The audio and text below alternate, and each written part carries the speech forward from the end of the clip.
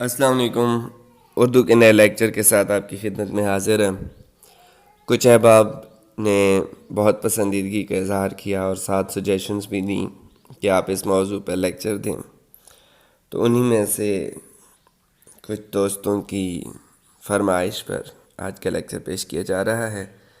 لیکن یہ بتاتا چلوں کہ کچھ دوستوں کی خواہش تھی کہ ثنائے و بدائے کے حوالے سے بات کی جائے، صنعتوں کے حوالے سے بالخصوص انہوں نے کہا تھا کہ اردو ادب میں جو صنعتیں شاعری میں استعمال ہوتی ہیں ان پہ بات کی جائے۔ تو ان صنعتوں کو جب تک ہم بدیع و بیان پہ بات نہیں کرتے تو ان صنعتوں کو سمجھنا نسبتاً مشکل ہے، کیونکہ اس میں اصطلاحات استعمال ہوتی ہیں، اور اصطلاحات کے لیے آپ کو جب تک ان کا پتہ نہیں ہوگا کہ ان کا بیک گراؤنڈ کیا ہے تو آپ کو سمجھ نہیں آ سکے گی۔ ہم تشبیہ و استعارہ کی بات بھی کرتے ہیں تو ہم علم بیان کے حوالے سے کہتے ہیں۔ اب بہت کم اسٹوڈنٹس جانتے ہیں کہ علم بیان کیا ہے۔ اب آج کا لیکچر ہم اس بیس کے مطابق بات کریں گے علم بیان کے حوالے سے، اور اگر ہمارے پاس وقت ہوا تو ہم بدیع کے حوالے سے بات کریں گے۔ نیکسٹ لیکچر میں پھر ہم علم بدیع و بیان کے مطابق جو ہے وہ صنعتوں کا استعمال کیا ہے، صنعتوں کی اقسام کیا ہیں، کچھ نادر صنعتیں کیا ہیں، اس کے حوالے سے ہم نیکسٹ لیکچر دیں گے۔ پیارے سامعین، بیان عربی زبان کا لفظ ہے، اس کا مادہ بیج نون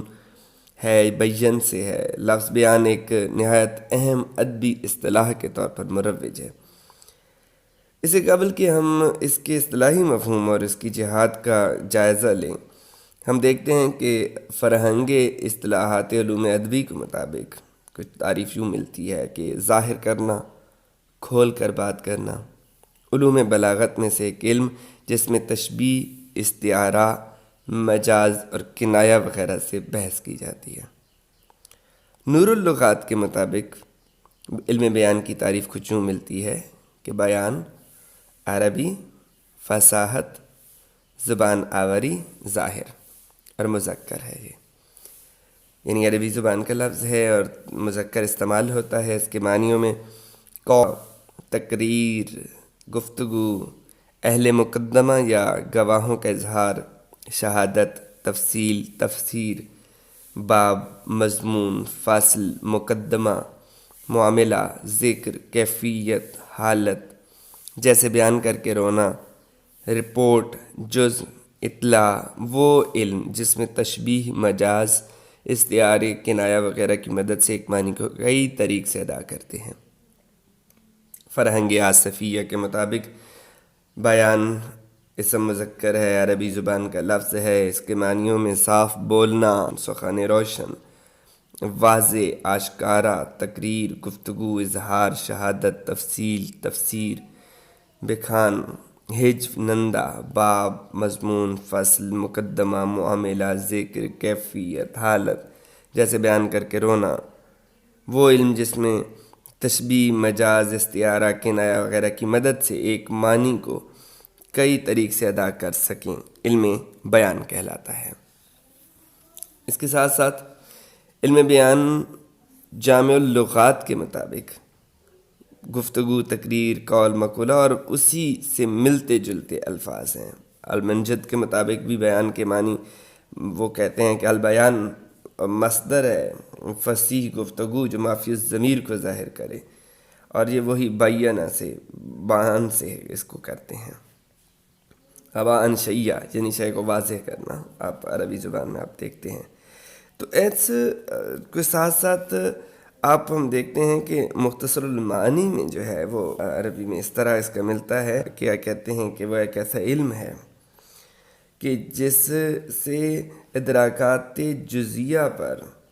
قدرت حاصل ہو جاتی ہے۔ یہ ایسے اصول و قواعد کا مجموعہ ہے جس سے معلوم ہو جاتا ہے کہ ایک معنی کو کیسے لانا ہے، وہ معنی مطابق متقاضی حال کلام کا مداول علیہ ہو، یعنی ایسے طریقوں کے ساتھ جو مختلف ہوں، ان معنی پر دلائل کرنے میں وضوح و خفا کے اعتبار سے بعین طور ہوں کہ بعض طریقے واضح الدلالہ اور بعض اوضاع، اور چونکہ واضح اوضاع کی بنسبت خفی ہے اس لیے خفا کے ذکر کی ضرورت نہیں، اور مقید کرنا اختلاف کو وضوح کے ساتھ اس لیے ہے تاکہ خارج ہو جائے معرف ایراد، معنی واحد ایسے طریقوں کے ساتھ جو صرف تعبیر میں مختلف ہوں، اور المانی الواحد میں الف لام استغراق عرضی کے لیے ہے، یعنی ہر وہ معنی جو ارادہ متکلم کے تحت آ سکتا ہے۔ پس اگر کوئی شخص زید جواد کے معنی کو مختلف طریقوں سے لانا جانتا ہو تو صرف اس کی وجہ سے وہ عالم بالبیان نہ ہوگا۔ یعنی اس تعریف کے مطابق علم بیان ایسے قواعد کا مجموعہ ہے جس کے معلوم ہو جانے سے ایک معنی کو مختلف دلالتوں کی بنا پر مختلف طریقوں اور پیرایوں سے اس طرح بیان کیا جا سکتا ہے کہ وہ مقتضائے حال میں رہتے ہوئے معنی کو مختلف جہات میں بیان کرنے کی صلاحیت پیدا کر دیتا ہے۔ الاسکا نے اپنی کتاب مفتاح العلوم میں علم البیان کی جو تعریف کی ہے اس کی تشریح القزوینی نے اپنی کتاب تلخیص المفتاح میں بیان کی ہے، اور وہ لکھتے ہیں کہ علم البیان سے مراد اس سے زیادہ نہیں، نہ اس سے کم، کہ وہ ایک علم ہے جو ایک ہی مطلب کی ادا کرنے کے ممکن طریقوں سے بحث کرتا ہے کہ ان میں سے کون کون کس حد تک صفائی کے ساتھ اور برمحل یہ کام انجام دے سکتے ہیں،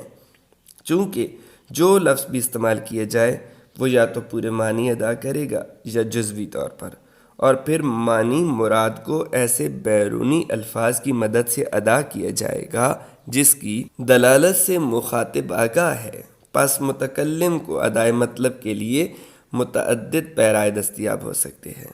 لفظ اور معنی کے باہم تعلق کی بنیادی صورتیں یہی تین ہیں، اور ان کے جواب میں تشبیہ، استعارہ اور مجاز مرسل ہیں، جو اپنی قوت بیانیے سے انہیں دیگر عام محاسن کلام سے جن سے علم بدیع میں بحث کی گئی ہے علیحدہ رکھا گیا ہے۔ اب اس تمام تر جو گفتگو ہے اس کے ساتھ ساتھ ہم دیکھتے ہیں کہ جناب امام بخش صاحبائی بیان کی تعریف کرتے ہوئے کہتے ہیں کہ علم بیان چند قاعدوں کا نام ہے کہ ان کو اس طرح سے یاد کریں کہ وہ سب ذہن میں حاضر رہیں، تو ایک معنی کو کئی طریق سے ادا کر سکتے ہیں، اور وہ طریق مختلف ہوتے ہیں۔ بعض ان میں سے معنی پر اس طرح سے دلالت کرتا ہے کہ وہ اس سے معنی صاف سمجھے جاتے ہیں، اور بعض سے وہ معنی صاف اور واضح نہیں سمجھے جاتے بلکہ بعد فکر اور تأمل کے سمجھ میں آتے ہیں۔ جناب مولوی نجم الغنی بیان کی تعریف یوں کرتے ہیں کہ علم بیان ایسے قاعدوں کا نام ہے کہ اگر کوئی ان کو جانے اور یاد رکھے تو ایک معنی کو کئی طریق سے عبارات مختلفہ میں ادا کر سکتا ہے،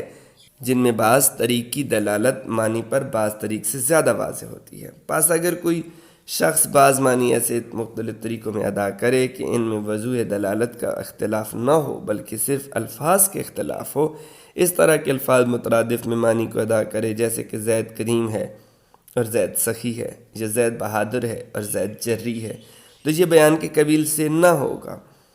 اور موضوع اس علم کا لفظ ہے۔ معنی مقصود پر دلالت کی حیثیت سے دوسری عبارت موضوع اس کا ایسی عبارت ہے جس میں وضوح اور غیر وضوح دلالت کا تفاوت جاری ہو سکے، اور غرض اس کی یہ ہے کہ دلالت عقلی کے ساتھ فائدہ دینے کا ملکہ حاصل ہو سکے، اور دلالت عقلی کے مداولات کو سمجھ لے، اور غایت اس کی یہ ہے کہ ذہن ایک معنی کو متعدد طریقوں کے ساتھ ادا کرنے میں محفوظ رہے۔ عابد علی عابد صاحب علم بیان کی تعریف کرتے ہوئے کہتے ہیں کہ علم بیان وہ علم ہے جو مجاز، تشبیہ، استعارہ، مجاز مرسل، کنایہ سے اس طرح بحث کرتا ہے کہ اس پر حاوی ہونے کے بعد فنکار، انشا پرداز یا خطیب اپنے مفہوم کی ابلاغ تام میں کامیاب ہو سکے۔ اردو میں علم البیان کی اولین کتب میں دریائے لطافت، حدائق البلاغت، تذکرۃ البلاغت اور بحر الفصاحت قابل ذکر ہیں۔ دریائے لطافت 1802 میں سید انشاء اللہ خان انشا نے قتیل فرید آبادی کے تعاون سے اور اس کے اشتراک سے تصنیف کی۔ اگرچہ یہ کتاب فارسی زبان میں لکھی گئی لیکن اس کی مثالیں اردو زبان میں عام ملتی ہیں، اس لیے اسے علم بیان و بدیع پر اردو کی پہلی کتاب قرار دیا جا سکتا ہے۔ اس سلسلے میں اصل متن سے چند مثالیں دیکھیے۔ صفحہ نمبر 421 پہ تشبیہ کے بیان کے حوالے سے ملتا ہے، فلانا شجاعت میں شیر جیسا ہے، تیرے بال اور میرا حال دونوں اندھیری ہیں۔ تشبیہ تصفیہ صفحہ نمبر 423 پہ ملتا ہے،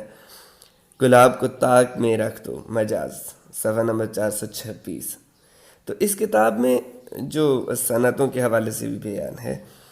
تو اس کتاب میں جو بنیادی طور پر قواعد کے موضوع پر ہے میں شامل علم بیان کا باب مرزا محمد احسن قتیل فرید آبادی کی تالیف ہے۔ علم بیان کا اگرچہ اردو زبان کے قواعد سے براہ راست تعلق نہیں ہے، لیکن انشاء نے قتیل سے دوستی کی بنا پر اس باب کو دریا لطافت میں جگہ دی ہے۔ اس باب کی اردو علم بیان کے حوالے سے اس لیے بھی اہمیت بنتی ہے کہ اس میں آج سے 150 برس پہلے کی اردو کے نمونے بطور مثال پیش کیے گئے ہیں۔ قتیل فرید آبادی نے اس میں علم بیان کی کوئی جامعہ اور وقتی تعریف نہیں کی، لیکن منقول مجاز، تشبیہ، استعارہ، مجاز مرسل اور کنایہ کے حسن و قبح پر سیر حاصل بحث کی ہے، اور علم بیان کی ذیل میں مذکورہ ارکان کی تعریفیں بھی متعین کی ہیں، اور یہ وہی تعریفیں ہیں جو بعد میں آنے والے اردو ماہرین بلاغت نے اپنی اپنی کتب میں بیان کی ہیں۔ حدائق البلاغہ میر شمس الدین فقیر جہان آبادی کی لکھی ہوئی ایک معتبر کتاب ہے جو فارسی میں تصنیف ہوئی۔ انہوں نے فارسی اور عربی مثالوں سے فن بلاغت کی وضاحت کی ہے۔ اسی طرح آپ دیکھتے ہیں کہ معیار البلاغت دیبی پرشاد کی تالیف ہے، اور اس کتاب کے بارے میں وہ خود لکھتے ہیں کہ یہ رسالہ مشتمل ہے علوم بلاغت گو کے حسب فرمائش احباب زبان اردو میں کتب معتبرہ عربی اور فارسی سے تالیف و ترجمہ کر کے معیار بلاغت سے موسوم کیا۔ یعنی یہ کتاب کسی ایک فارسی یا عربی کتاب کا ترجمہ نہیں، بلکہ اسے عربی، فارسی بلاغتی متون سے اردو میں ترجمہ کیا گیا ہے، اور وضاحت کے لیے اردو شاعری سے مثالیں دے کر اسے اردو اسلوب میں ڈھالا گیا ہے۔ اس میں علم بیان کی وہی تعریف بیان کی گئی ہے جو عربی اور فارسی میں مروج ہے۔ اس کے ساتھ مولوی نجم الغنی رام پوری کی بحر الفصاحت علم البلاغت کے حوالے سے مفصل ترین تصنیف ہے۔ مولوی نجم الغنی صاحب متعدد علوم فنون میں دسترس رکھتے تھے۔ وہ ایک کثیر المطالعہ اور صاحب ذوق مصنف تھے۔ انہوں نے بلاغت کے علاوہ دیگر علوم یعنی تاریخ، طب،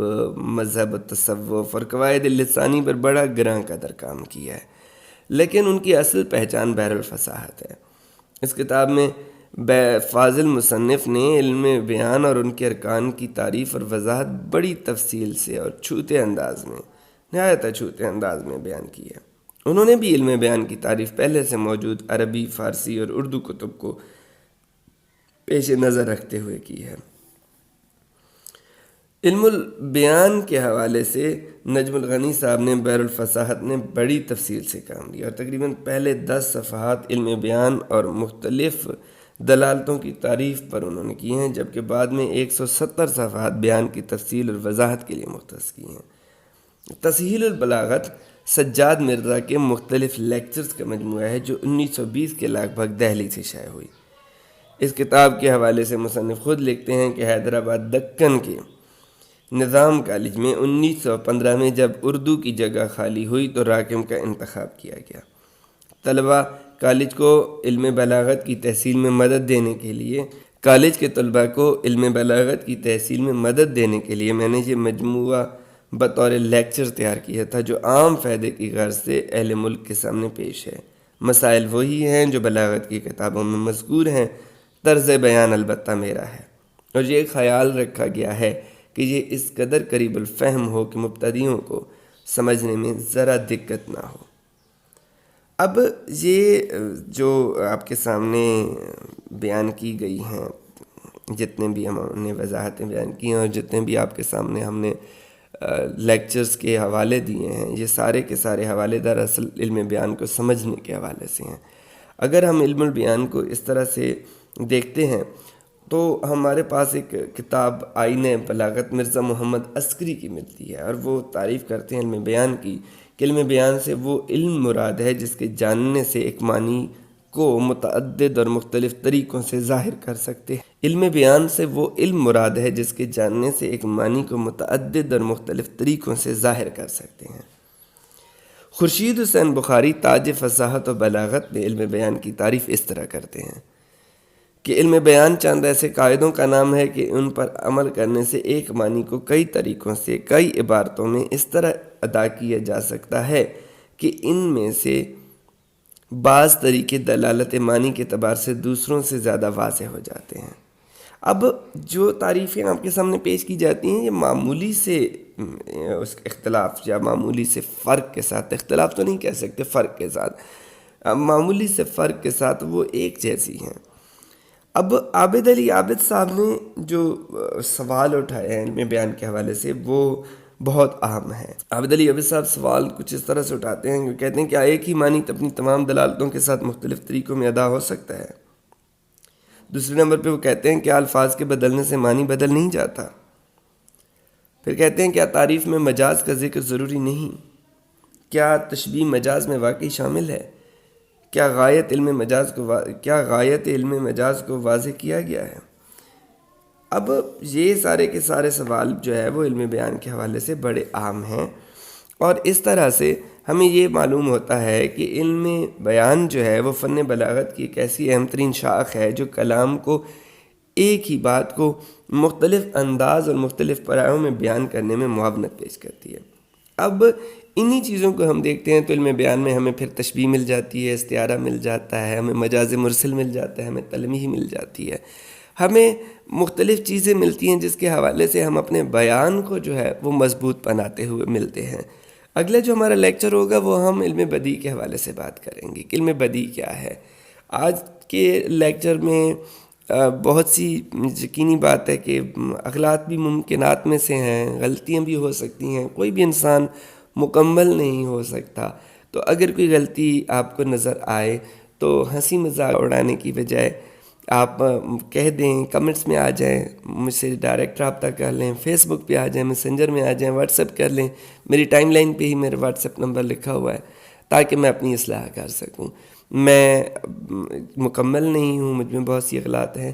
تو ہر انسان غلطیوں سے سیکھتا ہے، میں بھی کوشش کرتا ہوں کہ میں کچھ سیکھوں۔ نیکسٹ لیکچر ہمارا علم بدیع کے حوالے سے ہوگا، اور میں کوشش کروں گا کہ آج کل میں ہی وہ لیکچر اپلوڈ کر دوں کیونکہ آپ کا اصرار زیادہ تھا۔ اور اگر آپ کو یہ چینل ایسا لگ رہا ہے کہ یہ ہم سنجیدہ کام جو کر رہے ہیں یہ کبھی کسی کے لیے فائدہ مند ہو سکتا ہے تو ایسے اسٹوڈنٹس کو یہ چینل جو ہے وہ سبسکرائب کرنے کا کہیں، جن کا کوئی فائدہ ہو، جو کچھ سیکھ سکیں اور جو کچھ سکھا سکیں، اور ایسے ضرور ایسا کریں کہ اگر کوئی غلطی نظر آئے تو ہمیں ضرور بتائیں، اور باقی گزشتہ ہم نے لیکچر بھی جو دیے ہیں ان میں کوئی غلطی ہو تو وہ بھی کمنٹ میں کہہ سکتے ہیں۔ اللہ آپ کا حامی و ناصر ہو، اللہ نگہبان۔